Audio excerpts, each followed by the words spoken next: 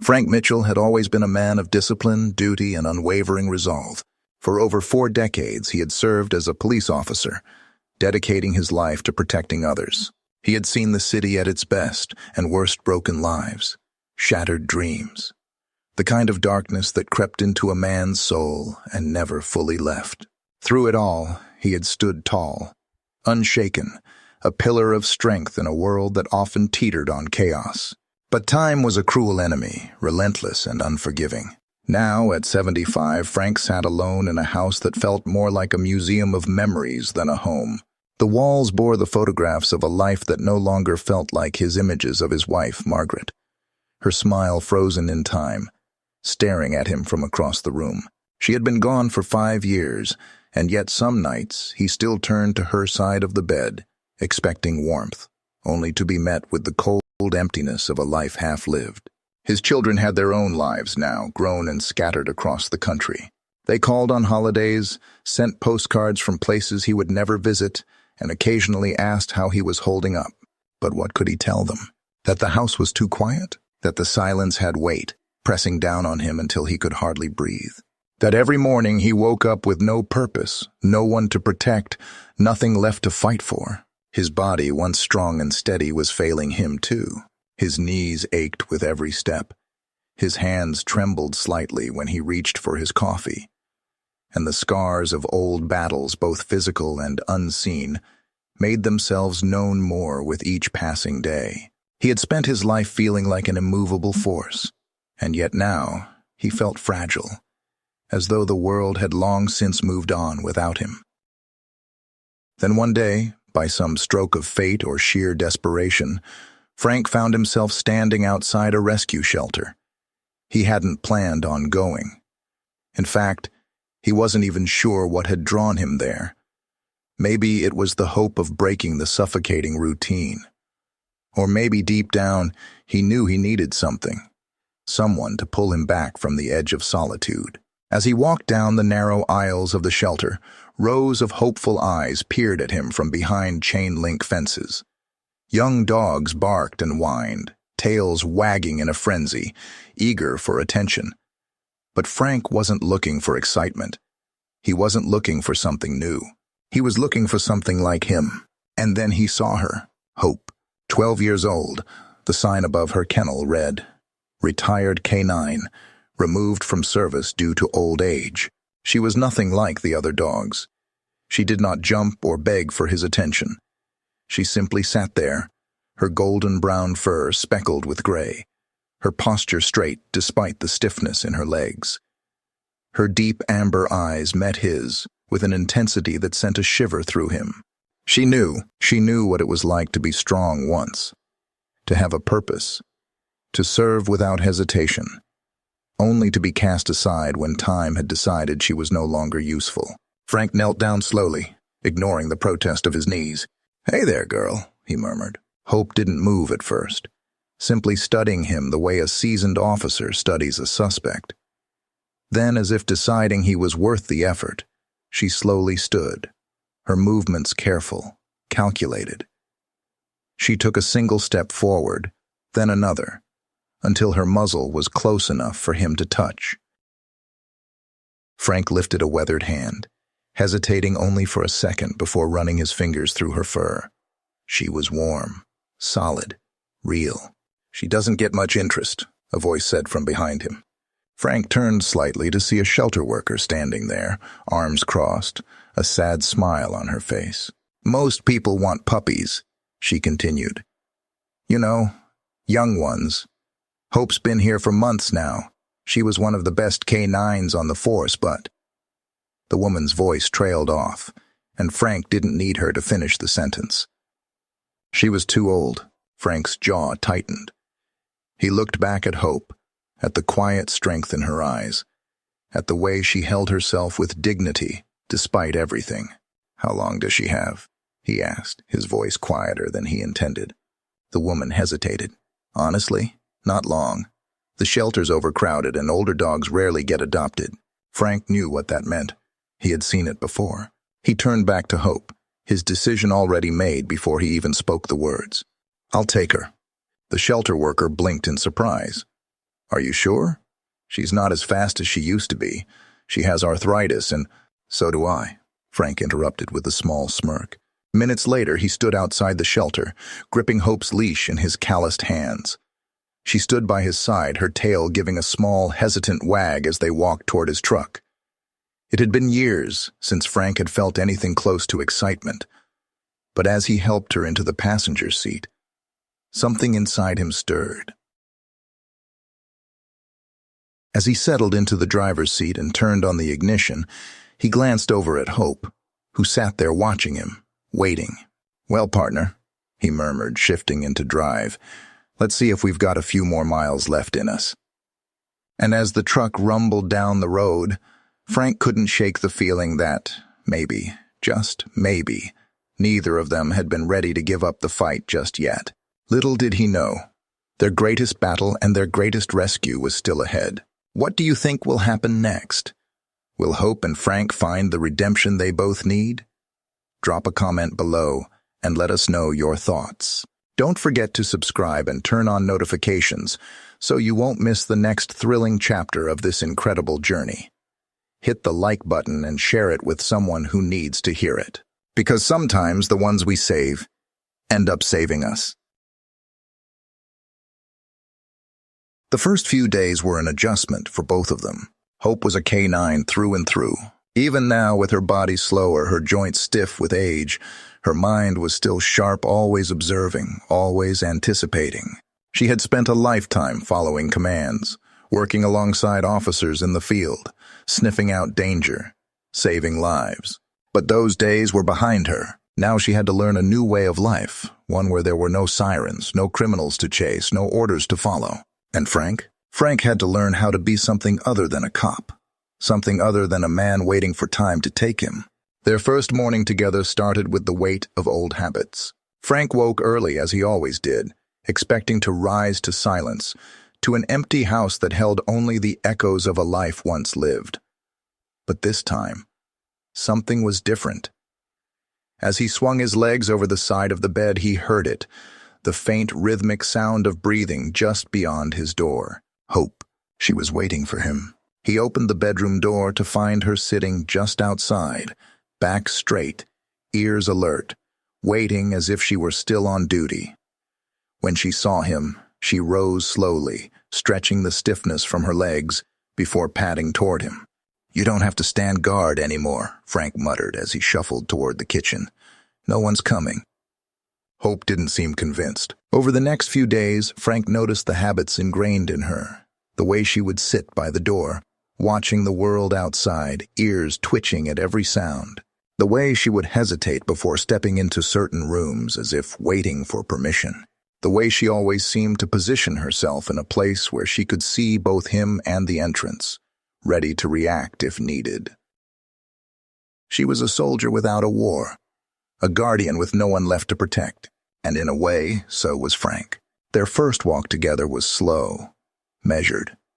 Hope, despite her age, still moved with a quiet precision, her head held high, her nose working overtime as she took in the world around her. Frank could see it in her eyes, muscle memory trying to take over, instincts telling her to track, to lead, to move with purpose. But her body didn't keep up the way it once had. Neither did his. They took their time, stepping carefully over uneven sidewalks, pausing when one of them needed a break. It wasn't the way Frank used to walk, not with the same sense of urgency, of purpose, but for the first time in years, he didn't mind, because he wasn't walking alone. Day by day, they settled into a routine. Mornings started with slow walks, both of them taking in the fresh air, their footsteps in sync. Frank would talk to her, not expecting a response but knowing she understood. He would tell her about the city, about the way things used to be when he was still on the force. He would tell her about Margaret, about the way she used to nag him about eating too much bacon, about how she would have liked Hope, how she would have insisted that Hope sleep inside, not out on the porch like a working dog. Hope listened, her head tilting occasionally, as if considering his words. Afternoons were spent in the backyard, where Frank set up small training exercises, not the kind of rigorous drills Hope had once been used to, but just enough to keep her mind sharp. He would hide treats in different spots, letting her track them. He would call her name from different corners of the yard, watching as she responded instantly, even when her legs protested the movement. "You've still got it," Frank murmured one afternoon, watching as she sniffed out the final treat he had tucked beneath the old oak tree. Hope lifted her head, her tail giving the smallest wag. And at night, when the loneliness usually crept in, Frank found himself reaching down from his chair, resting his hand on Hope's head as she lay beside him. Her presence filled the silence, gave weight to the empty space where Margaret's voice used to be. They became inseparable, two old warriors finding solace in each other's company. But as the days turned to weeks, Frank began to notice something else. Hope wasn't just adjusting to this new life. She was watching him. She seemed to sense the weight in his shoulders, the way he sometimes struggled to stand after sitting too long. She noticed when his breathing grew uneven, when his hands trembled slightly as he reached for his coffee cup. And then there were the nights when the past crept in, when memories of his time on the force surfaced like ghosts, lingering just long enough to steal his sleep. On those nights, Hope would be there. She would sit by his bedside, watching, waiting. And when he woke, breath heavy, body tense, she would press her head against his arm, grounding him in the present. Frank had spent his life protecting others. Now, it seemed, Hope had decided it was her turn to protect him. It wasn't always easy. Some mornings, Frank's legs refused to cooperate, forcing him to move slower than usual. Some afternoons, Hope's joints would stiffen, making even a short walk difficult. But they pushed through, together, because no matter how much time had taken from them, they still had each other. And in the quiet moments when the world outside didn't matter, when it was just the two of them moving through the days at their own pace, Frank realized something. He had gone to the shelter thinking he was saving her. But maybe, just maybe, she had saved him first. The night was quiet, too quiet. Outside, the streetlights flickered, their weak glow barely illuminating the sidewalk. The wind rustled through the trees, making the old wooden fence in Frank's backyard creak and groan. Inside, the only sound was the rhythmic ticking of the clock on the wall and the occasional shifting of Hope's weight as she slept near the door. Frank had gone to bed early that night. His body, worn from the years, had demanded rest, and for once, he didn't fight it.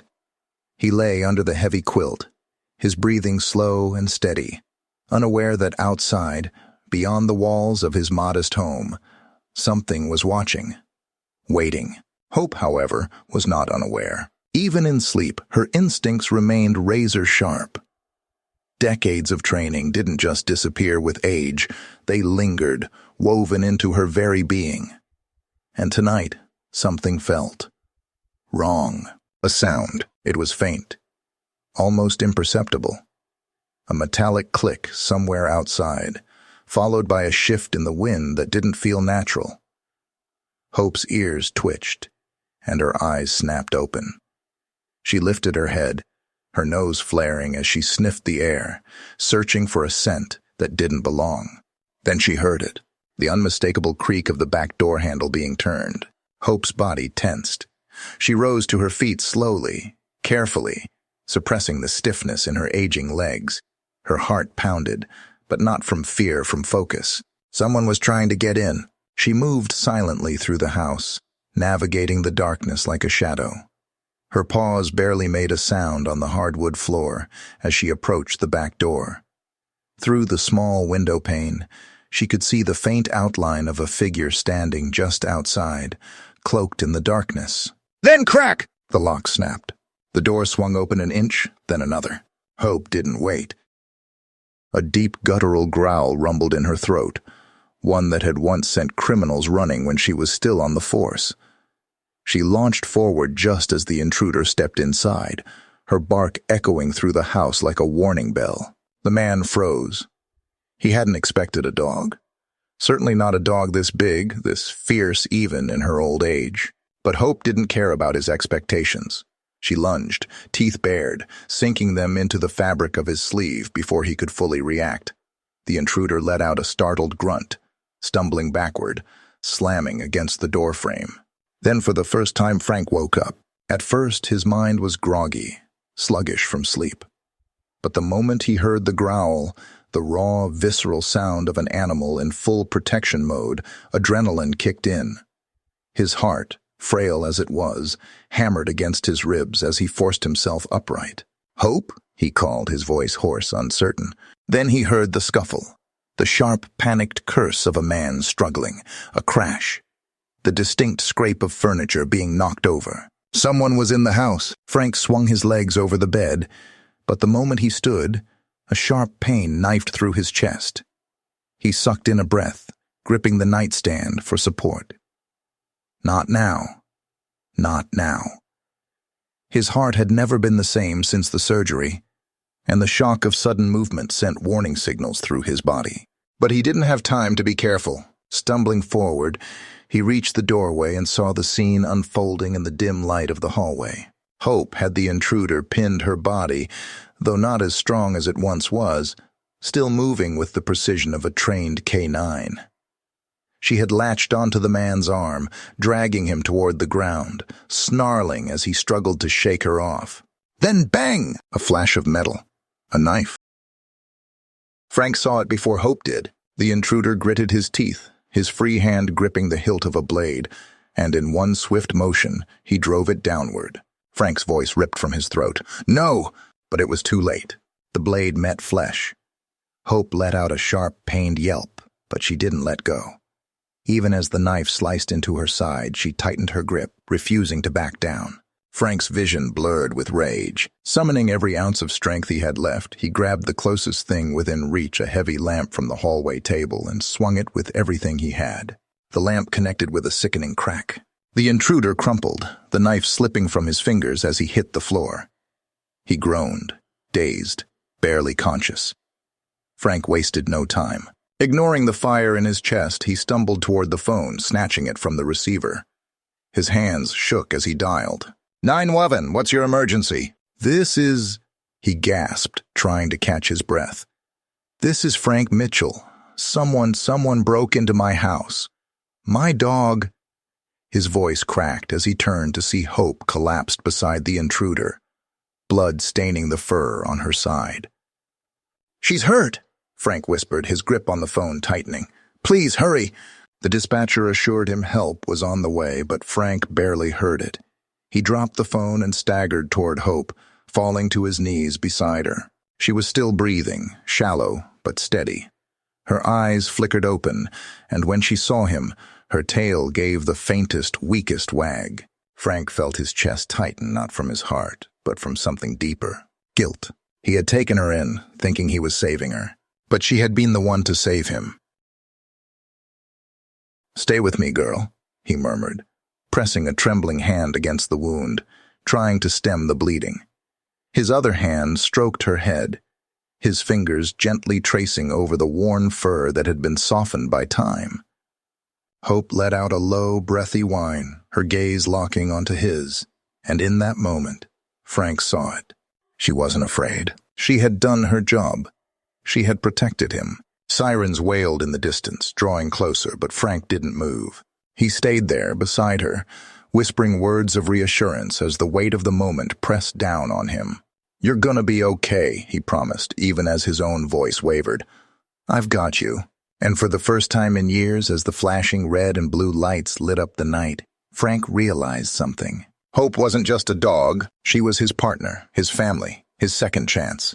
And no matter what, he wasn't going to let her go. Frank had never driven so fast in his life. The old truck roared down the empty streets, its rusted frame rattling with every bump in the road. His knuckles were white against the steering wheel, his breath shallow and ragged.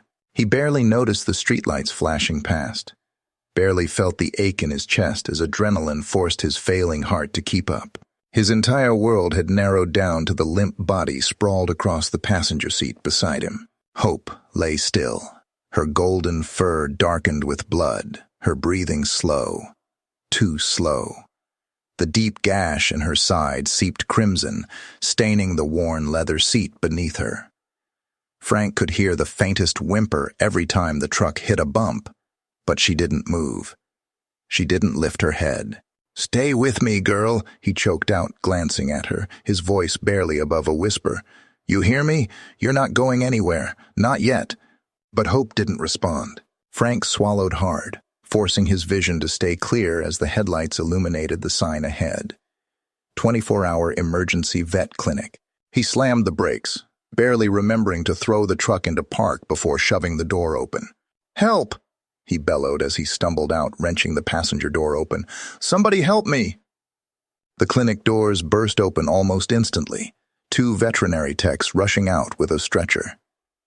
Frank didn't even remember lifting Hope, but somehow he had her in his arms, his body screaming in protest as he carried her toward the bright lights of the clinic. A woman in scrubs, her face lined with experience, met his eyes as they lowered Hope onto the stretcher. "What happened?" she asked, already pressing her hands to the wound. "Knife wound," Frank gasped. She saved me. Intruder. She fought him off." The vet techs exchanged a quick glance before pushing Hope through the doors. "You need to wait here, sir," one of them said, but Frank was already following. "Like hell I will," but the doors shut in his face. Frank stood there, his breath coming in uneven bursts, his legs suddenly weak beneath him. His hands, bloodied, shaking, reached for the wall as he leaned against it, his head spinning. He had lost partners before. He had seen officers go down in the line of duty, had heard their last breaths in the chaos of the battlefield that was the streets.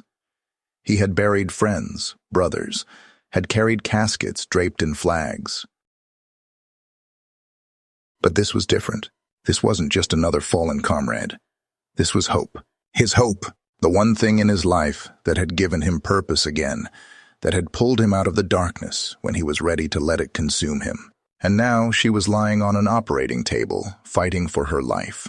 He staggered to the waiting room, collapsing into one of the hard plastic chairs.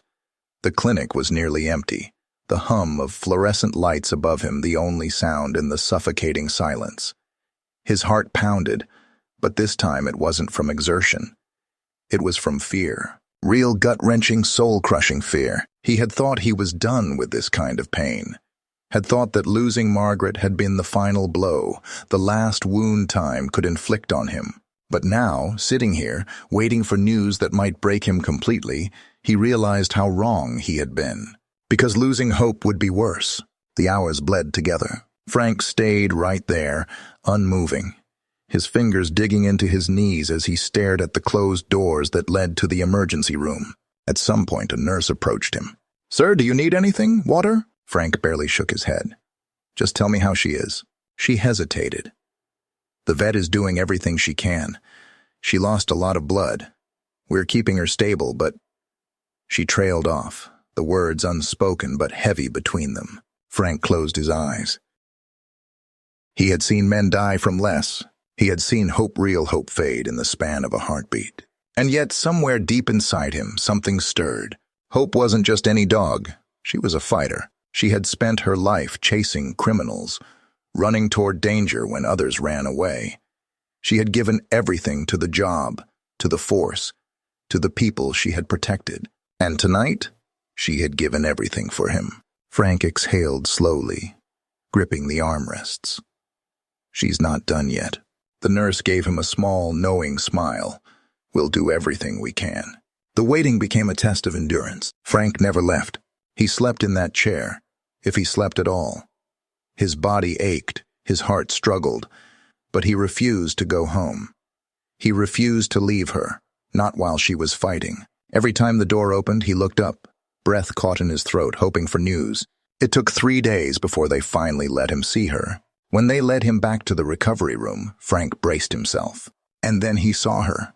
Hope lay on a padded bed, her side wrapped in white bandages. She was still, her breathing slow but steady.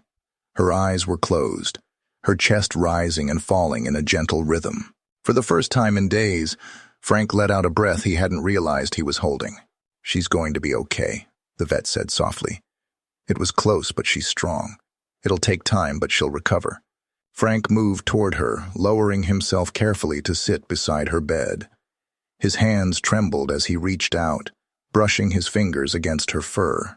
"Hey, partner," he whispered. At the sound of his voice, Hope's eyes fluttered open, and then just the faintest wag of her tail. Frank felt his throat tighten, his vision blur. He blinked hard, swallowing the emotion that threatened to choke him. "You scared the hell out of me," he murmured, running his hand gently over her head. "But you did good. You did real good." Hope let out a soft breath, her eyes slipping closed again. But the tension in her body had eased. She knew he was there, and she knew she was safe. Frank brought Hope home a week later. The vet had warned him she would need time. No sudden movements, no long walks. She would be slow, tired. That was fine. They had all the time in the world.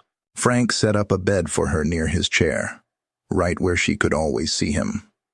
And every night as he sat there reading or watching old westerns, he would reach down, resting a hand on her fur, just to remind himself that she was still there, that she had made it, that they both had. One night, as the fire crackled in the hearth, Frank let out a long sigh, scratching behind Hope's ears. "You know," he murmured, "I came to that shelter thinking I was saving you." Hope's ear twitched slightly, her breathing slow and steady. "But the truth is," Frank swallowed, glancing at her, "I think you saved me first." Hope didn't respond, but she didn't have to. Her tail thumped once against the floor, slow and deliberate, as if to say, "I know." And in that quiet, peaceful moment, Frank Mitchell finally understood what it meant to be saved. The days stretched into weeks, then months. The seasons changed, turning the crisp autumn air into the biting chill of winter, then the slow, tentative warmth of spring. The world outside kept moving. Sirens still wailed in the distance. News channels still flashed their stories of crime and politics, and people hurried past without ever looking back. But for Frank and Hope, time had slowed. They were no longer a police officer and a K-9, no longer guardians of the law, no longer soldiers in the relentless battle against crime. Those days were behind them, and yet they weren't lost. They weren't forgotten. They had simply become something else. Two old souls living in the quiet spaces that life had left behind. The bullet wounds, the scars, the years of service had taken their toll on both of them. Frank felt it every morning when he rose from his chair, his bones protesting the movement. Hope felt it in her stiff joints, in the way she had to stretch longer than before just to shake off the ache of old age. But neither of them complained, because they had survived, and in a world that often forgot its warriors, they had found each other. The porch had become their sanctuary.